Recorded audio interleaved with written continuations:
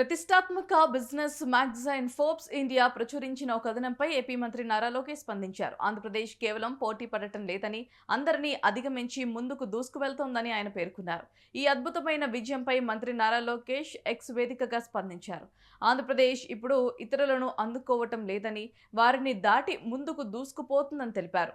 స్థిరమైన సంస్కరణలు, నిర్ణయాలు తీసుకోవడంలో వేగం, పెట్టుబడిదారులకు స్పష్టమైన భరోసా ఇవ్వటం వల్లే ఈ అసాధారణ ఫలితం సాధ్యమైందని చెప్పారు. పారదర్శకమైన విధానాలతో కూడిన వాతావరణాన్ని సృష్టించడం, పరిశ్రమలకు పెద్దపీట వేయటం, చెప్పిన హామీలను క్షేత్రస్థాయిలో అమలు చేయటంపైనే తమ ప్రభుత్వం దృష్టి సారించిందని పేర్కొన్నారు. రాష్ట్ర ప్రభుత్వం అనుసరిస్తున్న పెట్టుబడిదారుల స్నేహపూర్వక పాలన, అనుమతుల్లో వేగం, రంగాల వారీగా ప్రత్యేక విధానాలు, మౌలిక సదుపాయాలపై భారీగా దృష్టి పెట్టడమే ఈ విజయానికి కారణమని ప్రభుత్వం విశ్లేషిస్తుందని తెలిపారు. ముఖ్యంగా ఓడరేవులు, పారిశ్రామిక కారిడార్లు, లాజిస్టిక్స్, ఇంధన, డిజిటల్ రంగాల్లో మౌలిక వసతులను బలోపేతం చేయటం కలిసొచ్చిందని తెలిపారు.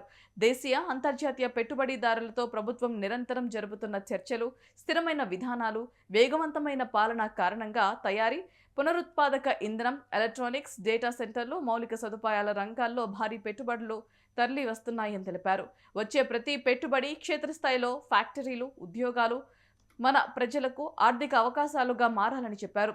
పెట్టుబడిదారులతో దీర్ఘకాలిక భాగస్వామ్యాలను నిర్మించడం, ఉద్యోగాల కల్పనకు ప్రాధాన్యత ఇవ్వటం కొనసాగిస్తున్నామని నారా లోకేష్ పునరుద్ఘాటించారు.